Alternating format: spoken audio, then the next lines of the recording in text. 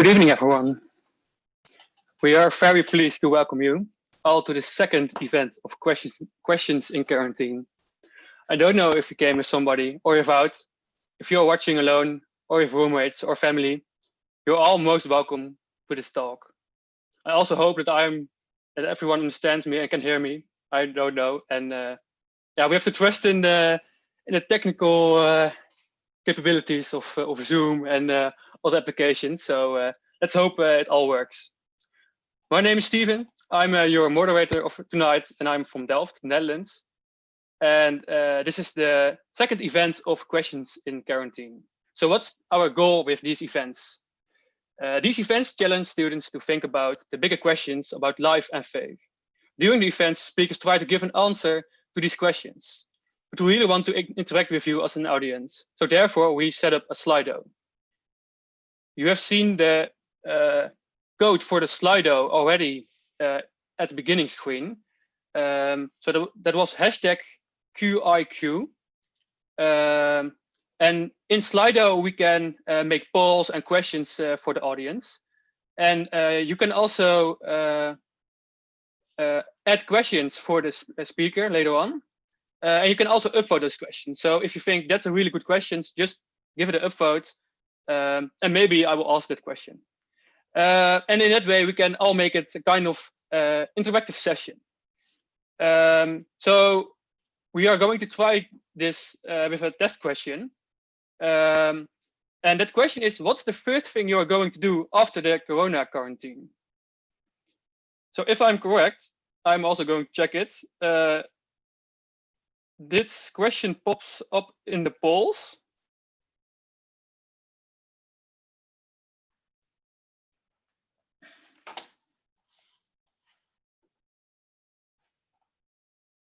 I am not seeing it right now. So just a moment.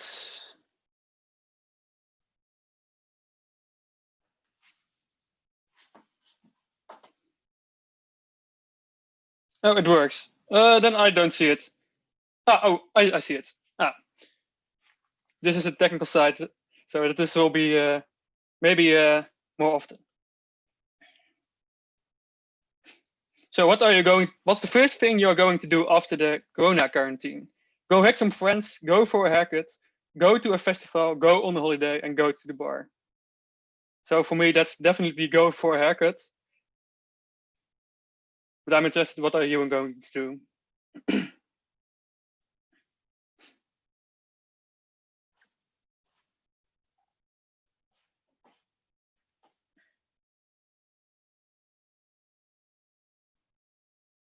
So in the meantime, I will introduce the speaker.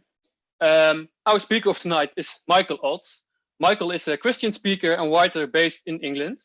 He works primarily with university students around Europe. Through his talks and books, he seeks to respond to some of the big questions about life and faith. He will talk for approximately 25 minutes, and hereafter we'll dive into the questions you asked in the Slido. That are the questions asked by you. As said, you can upload those questions in Slido, and some of these questions will be asked to Michael by me. Then we will go to the next question, and most of the people are going to hug some friends, and 27% of the people will go for a haircut. So, and 0% will go to a festival. That's not the most important thing in life, apparently. So then we will go to the next question. If you just joined and want to go to the question to the Slido, go to slide.do, and then you have to put in hashtag QIQ. Then we will go to the second question, and that's where tonight's about. What things does Corona make you think about? And tonight, Michael is going to talk about how does Corona change the things we think about life. So first questions for you. What things does Corona make you think about? It's an open question, so fill in whatever you want.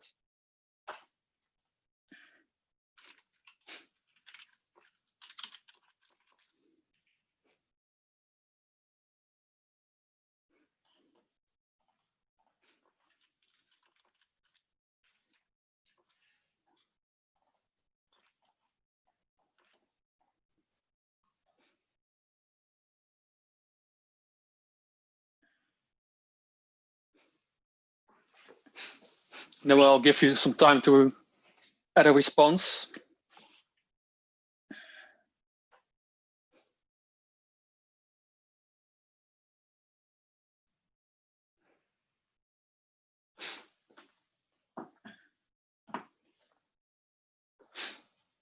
And I think the answers are also great for Michael to start.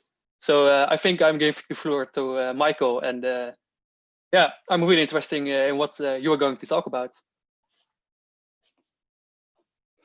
Great. Thank you so much, Stephen. It's great to get your responses to those polls so far, and interested to see what you're all keen to do as soon as we get out of this current situation. I guess there's lots of things that we're going to appreciate that we've not been able to do. It's great to be able to join you, whether you're in Delft or in other parts of the Netherlands, or indeed even other parts of the world this evening. Great that you could join with us for this event. And I hope it's going to be helpful, and I hope it provokes thoughts and questions. And as Stephen said, we're going to have a time for questions at the end of the evening. So please do be on Slido, putting your questions in, but also looking at other people's questions and voting the good questions to the top. And they'll be the ones that we prioritize when we get to the end. Just under a year ago, I got engaged, and we were initially going to get married this May, the 1st of May 2020. And after a couple of days, we decided to bring the date of our wedding forwards to January, and we got married in January of this year. When we did that, a number of our friends said, well, you don't really want to get married in January because the weather might be bad and people won't be able to travel. It's much safer getting married in May. Well, little did they know that actually getting married in January was going to prove to be probably the best month of 2020 to get married. Indeed, we've got friends who sadly have had to cancel their upcoming weddings, because little did anyone know how the world was going to change in the space of just a few weeks and months. As we turned into the year 2020, how did we expect it to pan out? Well, I don't think anyone expected it to turn out this way. And we find ourselves in a situation that is so strange, with everyone else almost in the whole world being affected by this microscopic virus that we cannot even see. You could fit trillions of this virus onto a pinhead, and yet it's this virus that has totally turned our world upside down. And we're all affected, aren't we? Probably many of us will know people who've either had coronavirus. Tragically, many of us perhaps will know people who have been bereaved, or maybe we ourselves have been bereaved by those who have died from coronavirus. But even if we haven't been affected directly, all of us have been affected indirectly, haven't we? Jobs have been lost, careers have suddenly been thrown up in the air, lives have been put on hold, plans have had to be scrapped. There's so much anxiety and fear. All of us are affected in different ways. All of us have stories about how our lives have been impacted by this virus and by the implications of it. And one of the things, of course, that coronavirus makes us do is it makes us think. In many ways, we've got more time to think than maybe we normally do in the hurry and busy of everyday life. And it makes us ask questions about life, about our world, about what we're building our life on, about where our life is heading. And it's to some of those things I want us to think tonight, and it's some of those questions that I'd like us to address. And then, as I said, at the end, we'll have a time to be able to address your questions. And so please do feel free to come back on anything I'm saying. If you want to disagree with what I've said, that'd be great too. Love to hear your thoughts on it. But how does coronavirus change the way we think about life? Well, I would say maybe the first thing is this: it changes the way we think about our world. It's interesting, isn't it? Because many people at the moment are talking about how broken, how damaged our world is, as we see death and disease all around us, as we see unemployment, as we see fear and uncertainty. Those things are things that we're thinking about very much. And yet the reality is that actually those things have been happening in our worlds on a daily basis since we were born. In fact, they've been happening in our world forever. We've had death, we've had disease, we've had poverty, we've had unemployment. And yet so often the reason why we don't think about those things is that those things are happening in other places, to other people, in other countries, indeed often other continents. We're not used to, particularly in Europe in our lifetime, being the epicenter of a global crisis. You see, in many ways, the world we live in has always been a broken, messed up world. And yet in a very real way, we're conscious of that at the moment, aren't we? Because these things are not just happening to other people, they're happening to us. It's our futures that are in question. It's our jobs that are uncertain. It's our family and friends that are at risk. So we're reminded, aren't we, that the world we live in is a strange kind of world. Now, how do we explain it? How do we account for this world? When we look at it, we sense that there's something wrong. We sense the world shouldn't be this way. Yeah, of course, in some ways, if you are a materialist in terms of your philosophy, if you say that there is no God and that this world is just the result of an accidental process that had no thought or mind behind it, then why should we say that this world is broken?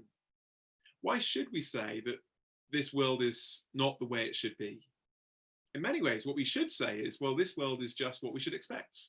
A world, in the words of one philosopher, of blind, pitiless indifference. A world where things happen.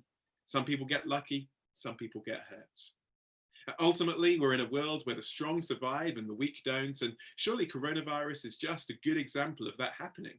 The strong will most probably survive at the expense of the weak. And yet, whilst that may be what people think in terms of their philosophy or worldview, that's not how we really live, is it? Most of us are not content to think that the strong should survive at the expense of the weak. And certainly the way that Western governments, indeed globally, people have responded to this crisis has been to say that actually all people are important. And actually it's important that we take severe measures so that the weak and the vulnerable are protected. So how do we account, therefore, for our world and for this sense of brokenness that we feel around us? Well, actually, one of the things I want to say is that as a Christian, understanding the worldview presented by the storyline of the Bible, this sense of brokenness that we experience as we look at our world is completely right. Because the Bible says that our world is broken. It is not the way it once was, and it's not the way it should be. You see, the Christian story presents a story that says that this world is the purposeful design of a good God, and therefore we see remnants of beauty all around us, don't we? But we also see that this world is a world that's out of step with the Creator who made it. As human beings, we've cut ourselves off from that God, and the results, the Bible say, have been catastrophic for us and for indeed the whole cosmos. Everything is scarred and broken. Nothing works in the way that it should. So as we look at our world and we say, it shouldn't be this way, the Bible says you're absolutely right. It shouldn't be this way because the world we live in is broken. And maybe what we're experiencing at this moment is just a very visual and real reminder of that brokenness because it's happening to us. C.S. Lewis, the Oxford professor, once put it this way. He says, pain insists on being attended to. Because while God whispers to us in our pleasures and speaks to us in our conscience, he shouts at us in our pain. It's his megaphone to rouse a deaf world. Maybe that's one of the things that coronavirus is making us think about. It's making us think about the brokenness of our world and how we account for that. And the Bible says we experience that because the world is indeed broken. But I think one of the other things that coronavirus is making us think about is not just about our world in general, but about human nature in particular. Because there's something about a crisis that brings out both the best and the worst of human nature, isn't there? We've seen some wonderful examples of human nature over the last few weeks. We've seen the way that people have volunteered their time and their efforts to help others who are weak and vulnerable. We've seen the incredibly hard work of those in the key industries and health professions at caring for those who are sick. We've seen outpourings of appreciation and thanks to those who are risking their lives, their health, to help others. We've seen communities coming together, not physically, of course, but metaphorically, looking out for those who might not have anyone else to look out for them. Wonderful examples of how this has brought out something wonderful in our human nature. There's part of us that naturally wants to help and make a difference at a time like this. But on the other side, we've seen something of the worst of human nature, haven't we?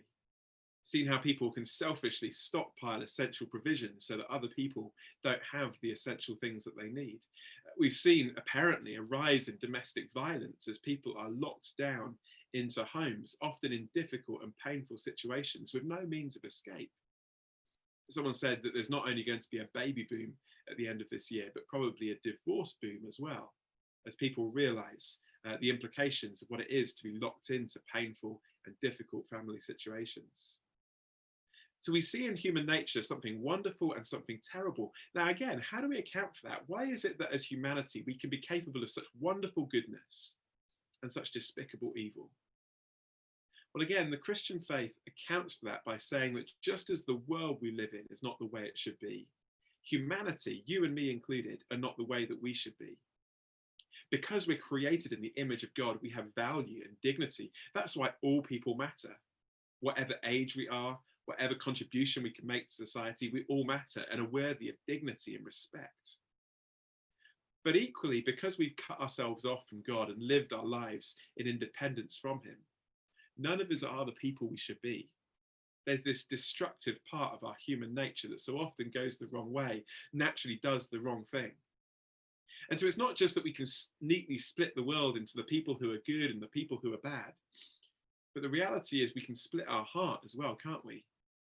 Into part of it which naturally wants to help and do good, but part of it that can be so naturally selfish and self-destructive.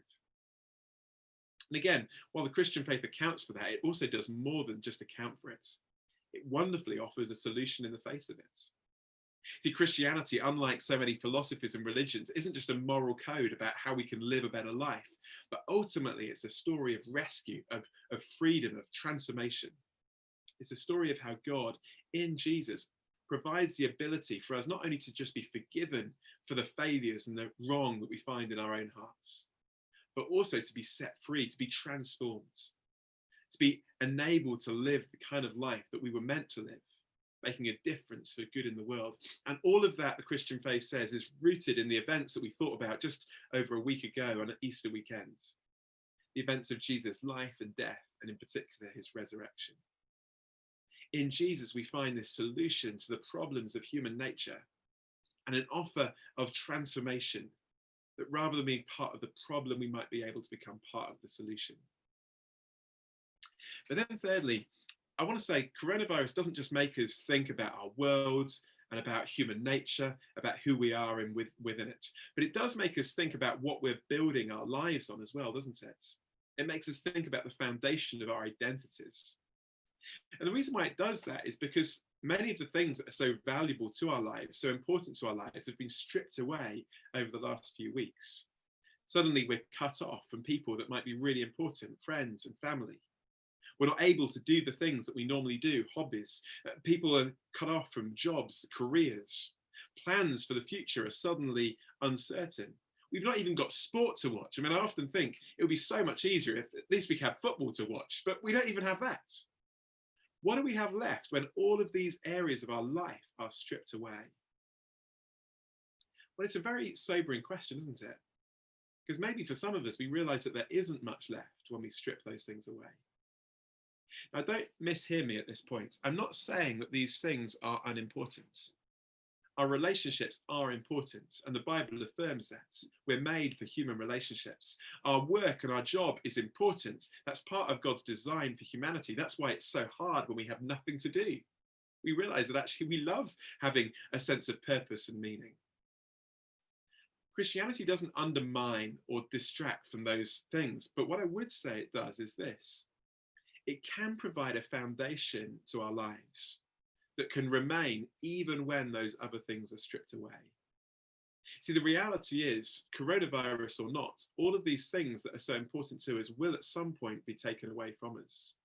Relationships tragically come to an end, either by falling out, divorce, or tragically death. Careers one day will come to an end, either with redundancy or retirement. So many things that are valuable and important to us will one day not be able to be there. And the question is, what will be there then? What will be left? And the Christian faith says what we can have if we come to know Jesus and his forgiveness is a solid foundation in life that can never be shaken by any change of circumstance, by any virus, by any natural disaster, by any amount of suffering or death. because it brings us into this relationship with the God of the universe. In the words of one Bible writer, we come to experience the love of God in Christ that nothing can separate us from. I wonder if you've ever experienced what that is, not simply ritual and religion, but a real living dynamic relationship with the God of the universe that can carry you through whatever happens in life and will remain whatever happens in life. That can be something we can experience. And certainly coronavirus will make us ask whether we have a foundation to our lives that things like this can withstand. But I'd also want to say coronavirus doesn't just make us think about life, but also, fourthly, I'd say it also makes us think about death, doesn't it? Can't really help but think about death when we see it on our news screens every night, when we find numbers of the dead around our world and in our countries being published night by night. And of course, in one sense, that happens all the time, doesn't it? C.S. Lewis, again, writing in the Second World War, said of war that war does not increase the probability of death. The probability of death is always the same, 100%. We are all going to die one day. But what war does is makes it perhaps happen more quickly or sooner rather than it would have done otherwise. And in many ways, we could say the same about coronavirus, couldn't we? Coronavirus doesn't increase your probability of dying or mine. We are all going to die. Although, as someone once said, we're all convinced that people die, but we're just not sure about our own. In other words, we see it in others, but we never question our own mortality. But perhaps what coronavirus does is makes us realize that actually we are fragile. Our lives will not go on forever. We live in a world where 58 million people will die this year, coronavirus or not. Every year in the Netherlands, 150,000 people will die. We just don't think about it very often, do we? And maybe the reason why we don't think about it is because although in the West we have so much technology, so much entertainment, so many answers to so many problems, this is one area where we don't yet have an answer. This is one problem that doesn't yet have a solution. Where do we turn to? What is the answer to something like death? Surely it should be something we should think about. And certainly at a time like this, it's a very good thing to think about, isn't it? Even if it's not something that we like to think about very much. And yet we spend so much of our lives thinking about things that may or may not happen. Why not spend some time thinking about something that we know definitely will happen at some point? But lastly, I want to suggest this. Coronavirus also makes us think about our need for hope in life. It's very hard to live life without hope. It's very hard to live life with nothing to look forward to. That's one of the problems at the moment, isn't it? We just don't know what we're going to look forward to. There are so many things that may or may not happen. We're getting used to kind of everything being cancelled, and we don't want to kind of pin our hopes on something and then find that that too is going to be cancelled. But we need hope. We need to be able to look forward in life, to be able to keep going in life. It's very hard to keep living life if there's nothing to look forward to. Maybe that's why we find ourselves almost transfixed by the daily news bulletins, because what we're looking for is not just updates and information. What we're looking for is hope. We're longing for a sign that there might be light at the end of the tunnel. We're longing for a date when things like lockdowns will come to an end. We're longing for a day when this virus will be a thing of history that we talk about in the past tense. But we just don't know when that's going to happen. We don't know how things are going to change, and we don't know if the world is really going to ever even revert to the way it once was. Well, how does Christianity offer hope? Well, let me show you how it doesn't offer hope.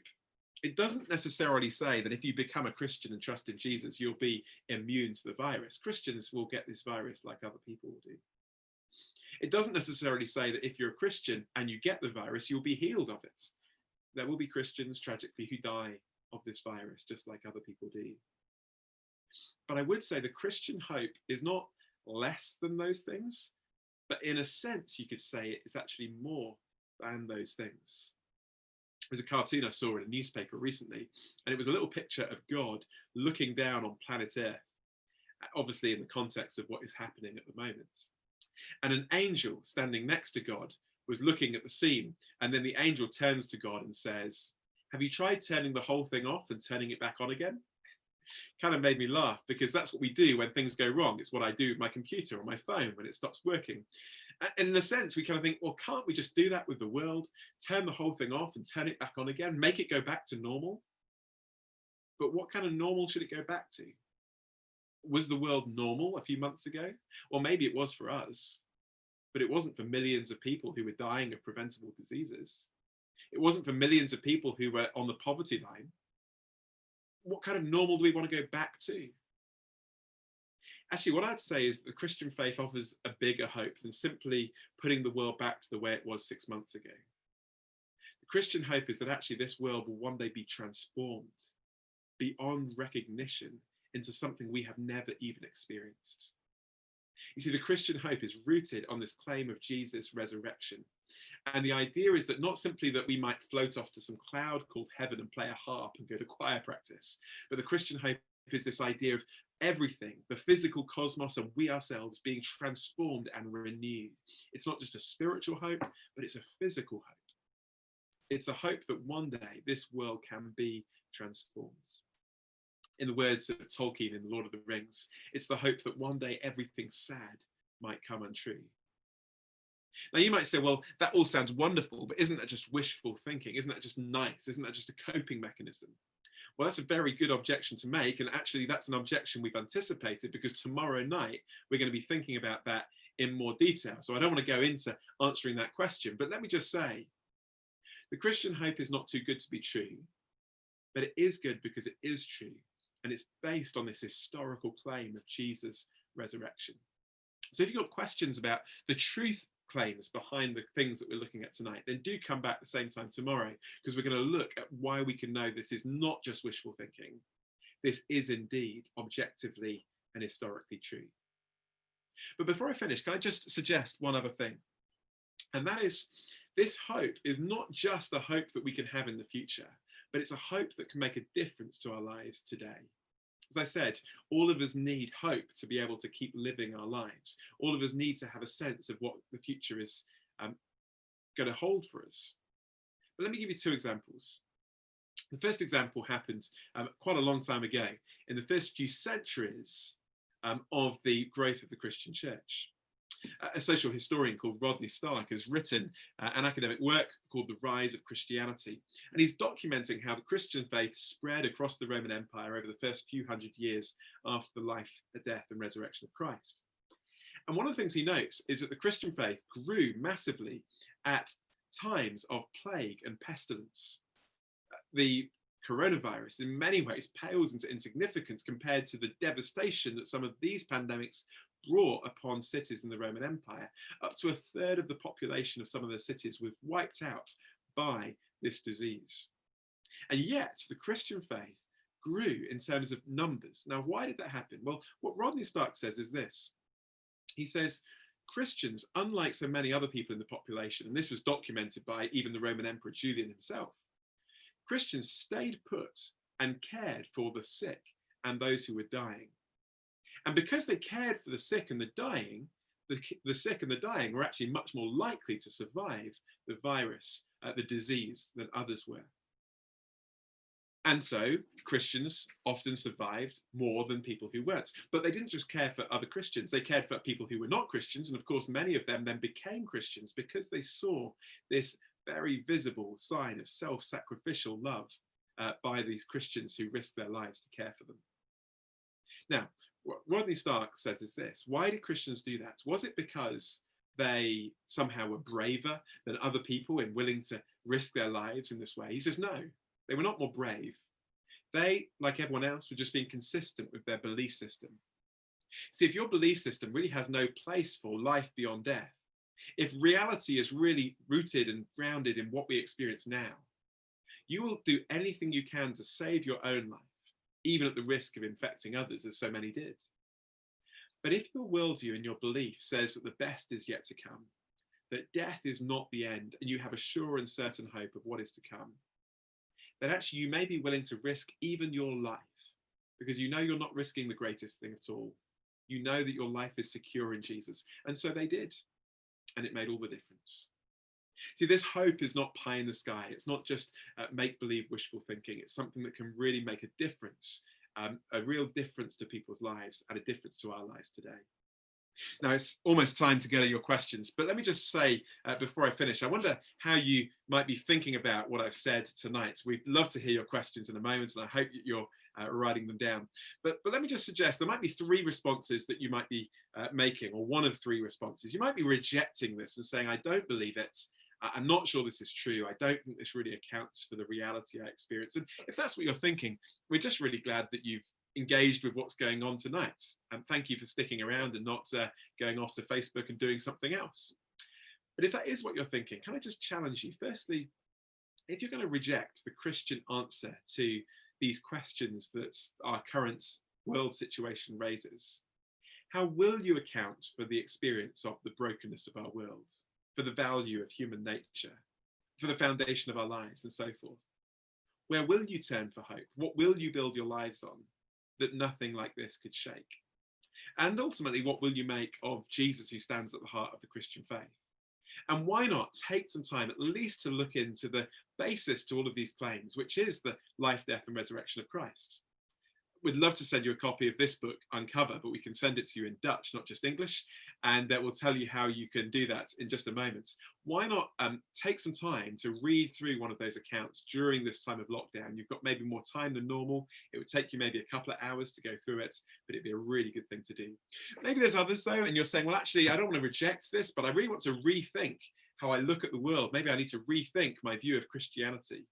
And if that's what you're thinking, we'd love to help you do that. And there's going to be a chance to sign up to continue this conversation, maybe one-to-one with one of the members of the associations there in Delft, to be able to discuss and to engage in the questions that you may still have. But you may be saying, well, actually, I don't want to reject this. I don't even just want to rethink this, but I want to receive this. I want to receive the hope that Jesus can give me in life. I want to receive the forgiveness of Jesus for the stuff that's wrong in my life. I want to receive this foundation that Jesus can give me in life that nothing will be able to shake. And the wonderful thing is you can. Why not turn to this God who offers you this hope and this forgiveness and this foundation and say, I want this for me, because he wants to give it to you. And the only thing that would stop you from having it is yourself if you choose to reject it. But Jesus once put it this way. He says, to those who receive, he gives the right to receive all of this. So will you receive that? Will you ask for it? Because you can. And we'd love again to help you know how you can make the first steps towards that. And Stephen will be explaining that just in a moment. But that's enough from me for now. Hopefully that's raised some questions. I'm sure it's got you thinking, and we'll go to the questions in a moment. But back to Stephen for a few minutes. Yes, thank you, Michael. I think I will make the comment about Uncover at the moment, and everyone has some time to hand in some questions or upvote some questions. As far as I can see, there are already around 5 questions. So if you have any, just ask them, and if you think that's good questions, just upvote a question. Michael just said something about Uncover. He has shown the English version. We have the Dutch version. So if you want to discover kind of this story yourself, or maybe with someone else,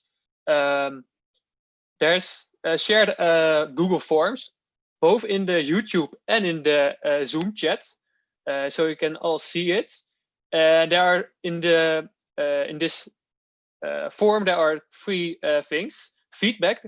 So yeah, this is kind of a new situation to us all, and not the most ideal situation, of course. So please tell us what you liked about the talk, what you didn't like. If you have any other comments or tips or tops about this setting.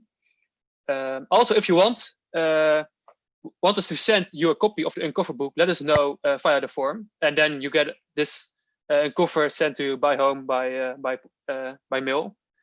But more importantly, if you want to continue the conversation with somebody, you can let us also know in the form. Just give some personal details. We will handle it as good as we can. Nobody else sees it, and we will keep in contact with you. And let's see what it brings. So there are even more questions. So I think we can go to the first question. So I think there's also changed the view to that you can both see me and Michael, so that's better for the interaction. And I think the most upvoted question right now, and I don't know if Julian can highlight the question for everyone, but that question is about the hope you talk about sounds like an escape out of the real world. Why not just face reality? Okay, thanks so much for the question. Just before I dive into trying to give something of an answer, it's probably just worth saying by way of introduction to all these answers that these are not going to be exhaustive responses to your questions. There'll be questions coming up that deserve far more time than I'm going to be able to give in response to them. So what I'm saying is really just going to scratch the surface and maybe give you some pointers in terms of where you could go further. So please don't feel I'm trying to give you the definitive answer. This is all there is to be said on it. Okay. So please use this as a discussion starter rather than a kind of discussion finisher. But yeah, so does this sound like escape from reality? Why not just face up to reality? I think it's interesting. There's a phrase, I don't know whether there's something equivalent in Dutch, but in English, we can say of people, they are so heavenly minded, they are no earthly good. In other words, these people are all the time just thinking about some other world, some other reality, and they're detached from the harsh realities of the world in which we live. And perhaps sometimes that can be leveled at people of religion. Perhaps it has been leveled rightly at some ways in which Christians in the past have operated, removing themselves from the reality of life, living kind of very much apart from it. There was one monk who decided to live on top of a pole, detached quite literally from the whole world for a number of years. And of course, that is neither helpful nor productive. But what I'd say is there is such a thing as a hope which can make us actually more engaged in this world and more used to the real problems that we find around us. And I think the reason why Christianity can do that, at least it should do that, is this. Christian hope is not based in escape from this world, but Christian hope is in the transformation of this world. So in other words, what we mean is Christians don't look forward to a day when we can leave this world and go to somewhere else, but Christians look forward to a day when this world is going to be restored and transformed. And so rather than looking forward to trying to get away from it, we're actually trying to live in this world now with the future hope of what's going to happen and start to live in the light of that future hope. So I would hope that a Christian who's really understood what the Bible says about the future shouldn't be detached from the world, but in one sense should be more engaged in the world. And certainly what I say is that history shows that often Christians have done that. So in the instance that we looked at in Rodney Stark's book, Christians who really got involved in the plagues of the Roman Empire made a difference. But also through history, Christians that have made a difference by abolishing slavery, setting up hospitals and schools, trying to improve welfare standards, setting up all sorts of practical means by which people can be helped here and now. So hope actually should make a difference to life now. And if it doesn't, the question is, maybe it's hope in the wrong thing. But it's a very short answer, and I'm sure it raises more questions, and please feel free to come back on it. I think if it raises more questions, then we will see them shortly in the Q&A. So, but first, thanks for your answer. I just got some more info. We have also English in covers, so even the version of Michael we also have. So if you are interested in the English version, yeah, say it in the form. Please also give feedback in the form. That helps us a lot. Yeah, then I think we can go to the next question. The next question is already highlighted in the Slido, and it's about the plague. I see. We had the plague then. We have Corona now. That's the way it is. It seems you say we need God in troubled times. Why should I need him when the virus is gone? Yeah, interesting question. I'm just rereading it, trying to think where to go with this. I guess in one sense, and if I've not answered the question satisfactorily, please do just come back and reword it and ask me to answer it again. but maybe the sense of the question is this, that actually people turn to God in times of crisis. But is that all God is useful for, in times of crisis? Well, in many ways we do, don't we? And just read an interesting statistic that apparently there have been a massive increase in Google searches for the word prayer as the coronavirus has increased. In fact, it was correlated with the rising number of cases. So there is a sense in which when we go through difficult times, we turn to God. And maybe that's an illustration of what C.S. Lewis was getting at when he said God speaks or God shouts at us in our pain. It's a reminder that the world is broken. And I think the danger in many ways when things like this go away is that we get lulled into a sense that everything is fine. Life will go on forever. Everything is okay. But the reality is life is never really okay, is it? Life is always fragile at best and transitory. We're not going to be around forever. And therefore, in one sense, we should be asking these big questions, and we shouldn't just ask them when life is going wrong. We should be thinking about them all the time, because we don't know what our life holds. And so I want to say, on the one hand, don't just think about God in the disaster.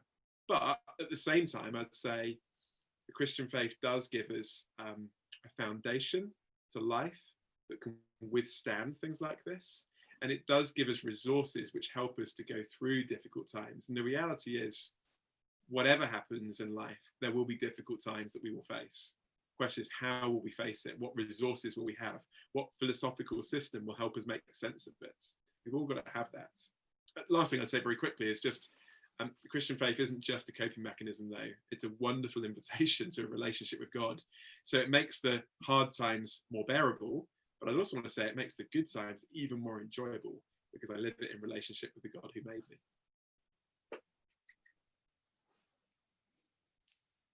Okay, thanks for your answer to this question. It already disappeared, and the next one is highlighted. So if you're ready, then I think we can continue. If you have any questions about any answers that Michael gives, just ask another question. I think there are already 8 questions. So also upvote the questions you think they are the most interesting. Then we can handle that questions. So I will then ask the next question. If there is a good God, why doesn't it stop this crisis? Yeah, thank you for the question, because when we start to bring God into the picture, that becomes the obvious question to ask, isn't it? If there's a good God, why this?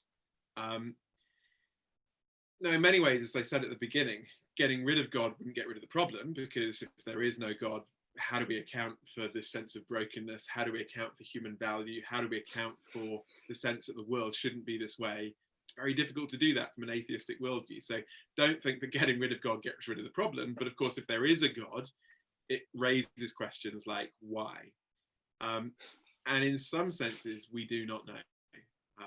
We do not know specifically why certain things happen. And even in the Bible, there's enough examples to show that actually there are plenty of people then that didn't know why things happened. I mean, the story of Job is a good illustration of someone who never understood why the things that happened to him did. He was in the dark, and yet he somehow was able to trust God through the stuff that he didn't know. So we don't have specific answers. I think what I try to hint at is the Bible gives us a framework which explains why the world is the way it is, which is that God has created a world that's good. He's given people in that good world a choice to live in it God's way or to live in it their own way.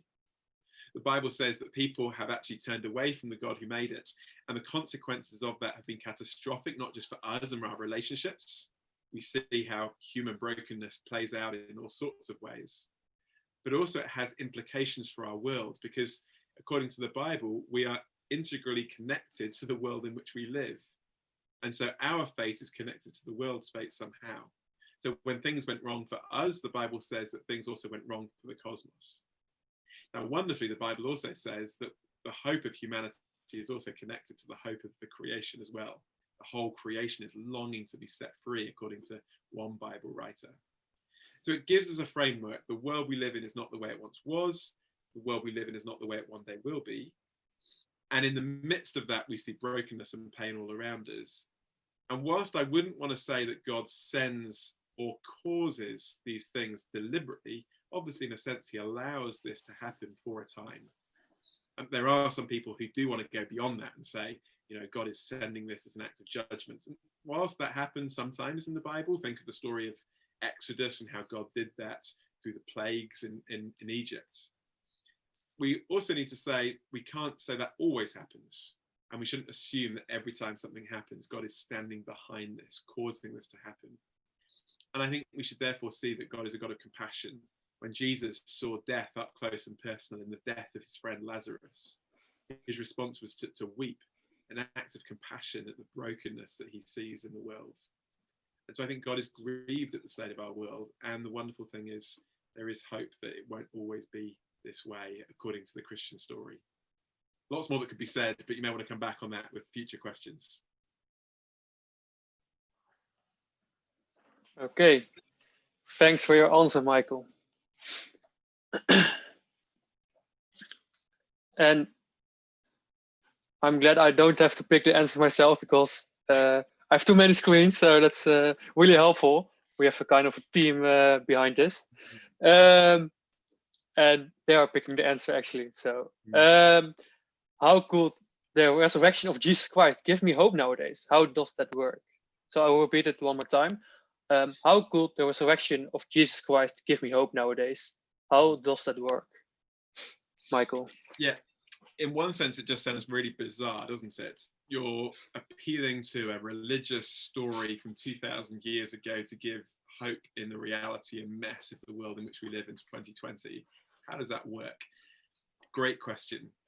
Well, what I'd say is, if all we're going on is a nice kind of fairy tale religious story that should be kind of classified along with the flying snowman and Santa Claus, then of course it doesn't bring any hope whatsoever. We've just got a nice story that is completely disconnected. But if what we're talking about is a real historical event, something that actually took place in space-time history, then that means a lot of things. It means that, for a start, there might be a God, because this God has revealed himself in objective ways that we can investigate.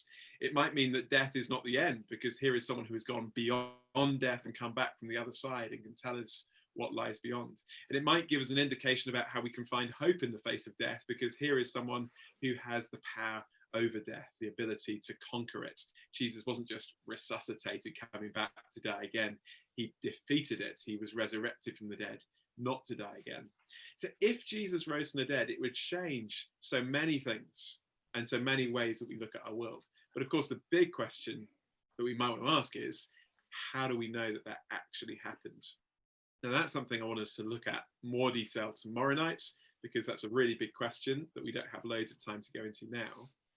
But what I would say is, the reason why people initially believed in the resurrection of Jesus 2,000 years ago was not because somehow they were so simplistic that they didn't realize that dead people stay dead.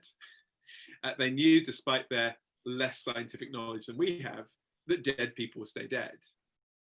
And in fact, despite the fact that Jesus had 3 times predicted his resurrection, after Jesus' death, there is no expectation from his followers that he's going to rise from the dead until it happens.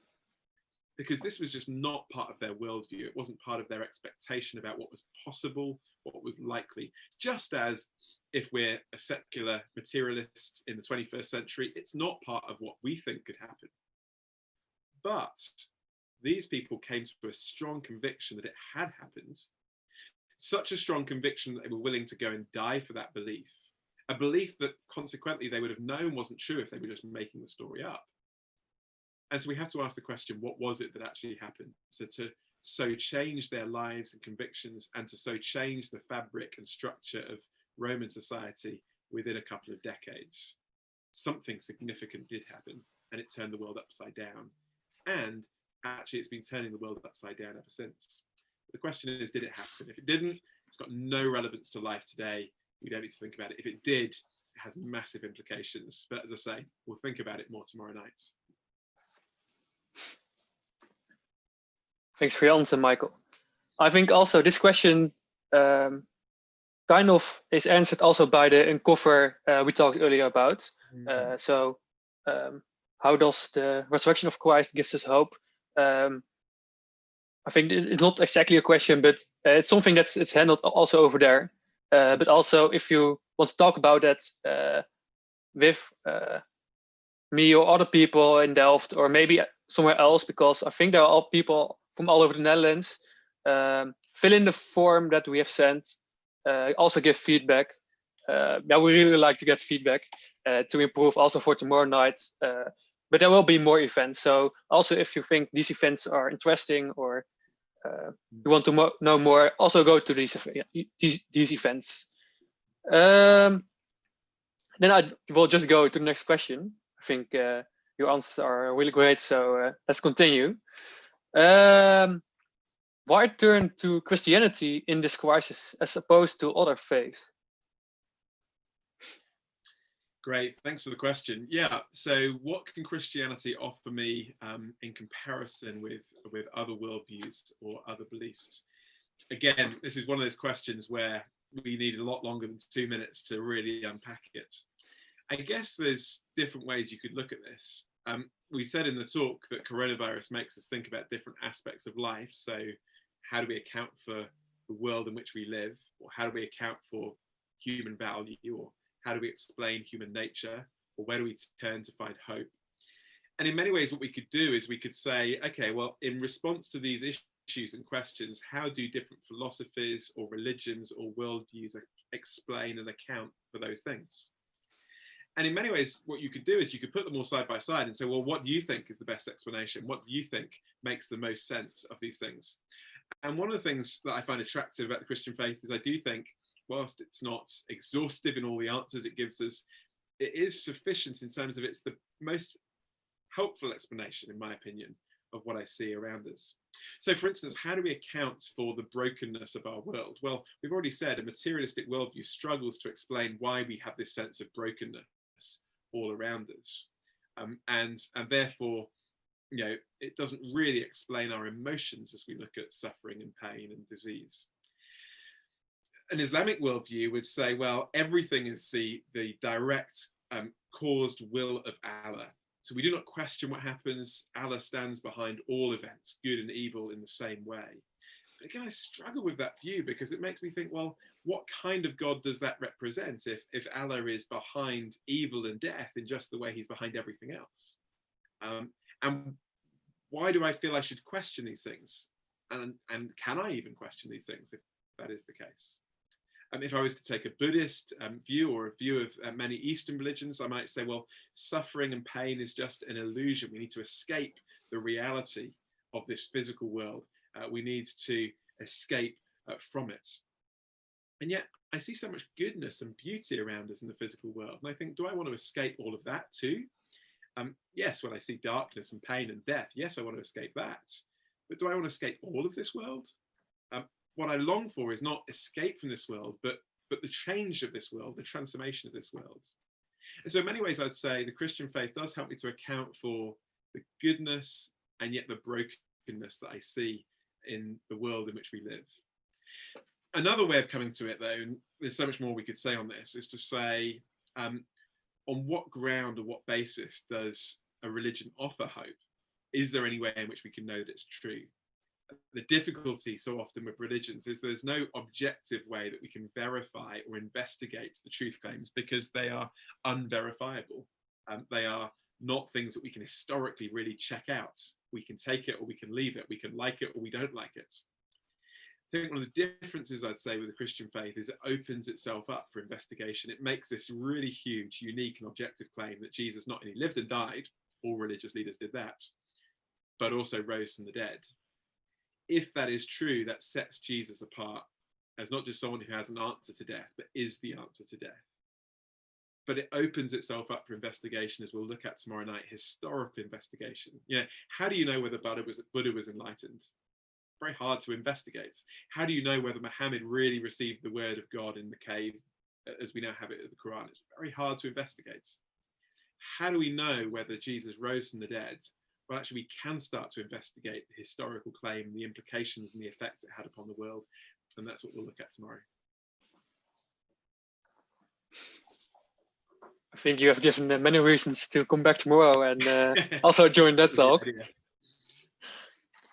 And I think I'm also going to say it at the end, but the talk tomorrow is indeed about is faith more than just wishful thinking. Tomorrow at the same time at 8 o'clock, around an hour. So yeah, if you want answers to the questions or to even more questions, or if you ask even more want to ask even more questions, you can also ask them over there.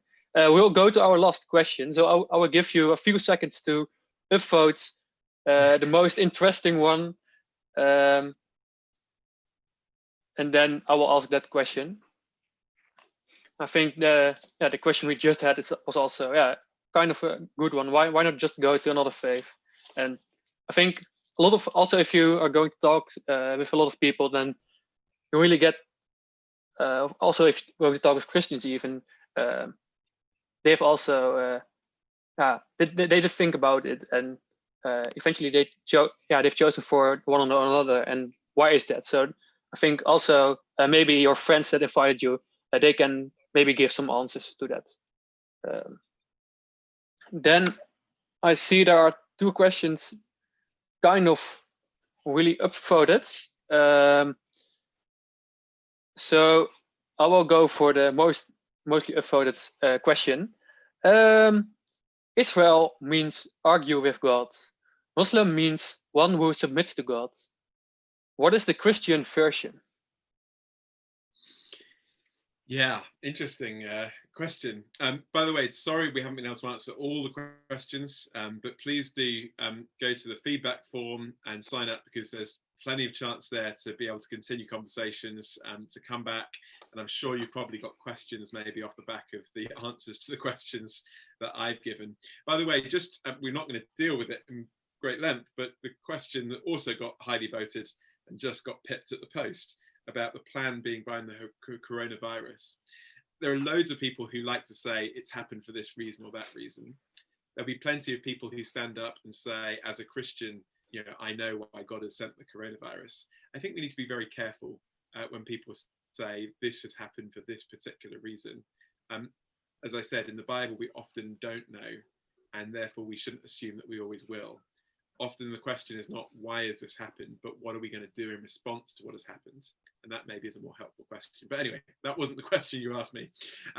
Israel means argue with God. Muslim means one who submits to God. What is the Christian version?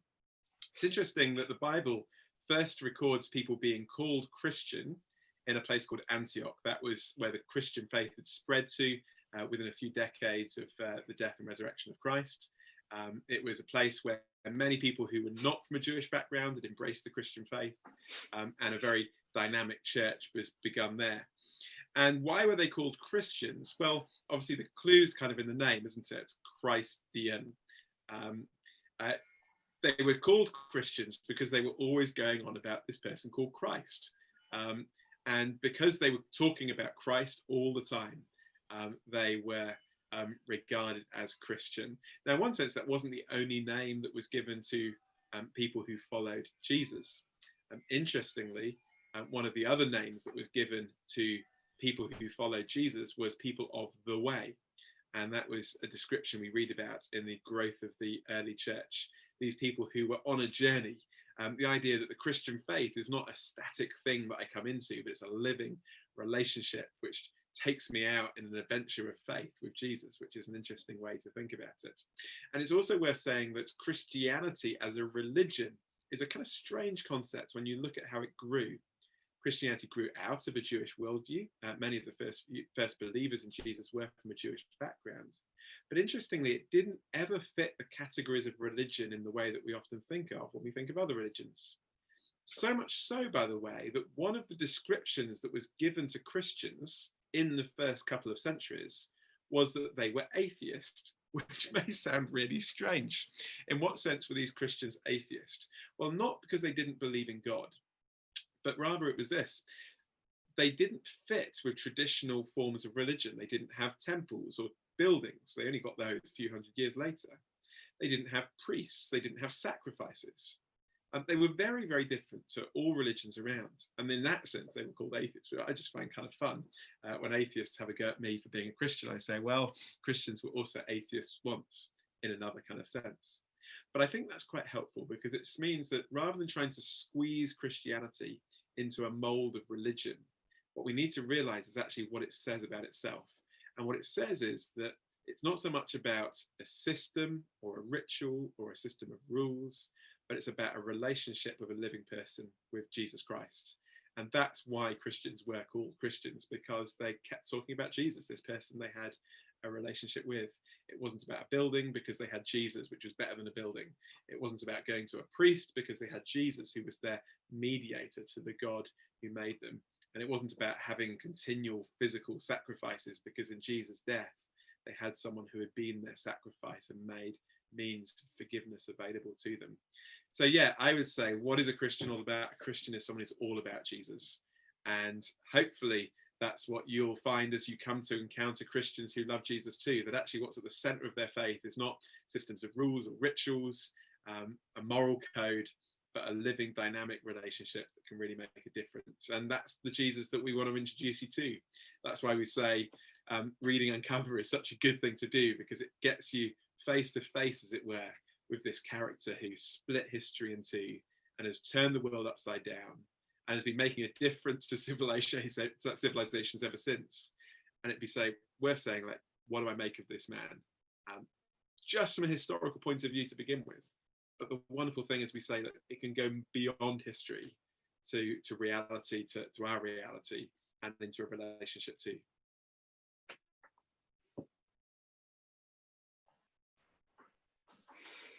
Yes, thanks, Michael, for all these answers. No problem at all. Yeah, you all again mentioned it. The Uncover. If you want it, fill in the form. If you have feedback, fill in the form. If you want to talk with somebody, fill in the form. You really help us. Maybe yourself, maybe other people. Yeah, it's free, so why not? Then I think one of the final things I have to say is firstly the upcoming events. The first event after this is tomorrow. It's in the same setting. Probably I will also be the moderator, and Michael Otz will give the talk about is faith more than just wishful thinking. And then we come to an end of this session. We all like to thank you for joining this Questions in Quarantine. I've had a really good time, at least I had, and I hoped this talk somehow inspired you and gave you new insights. I do like to thank Michael Otz. You've done a great job. And I would like to thank all my team members of the Passion Week Team Delft and of all the other people who have worked really hard to make this all possible. And a little shout out to the brains of our team, and that's Wilbert. Thanks for making this all possible. I think without you, this was not possible. But the most, I would like to thank you for joining us. And if you want, you can join tomorrow. Have a great evening. And remember, even though life seems vulnerable in these times, there's also hope and faith we can grab onto. I wish you all the best. Goodbye. Goodbye. Thank you.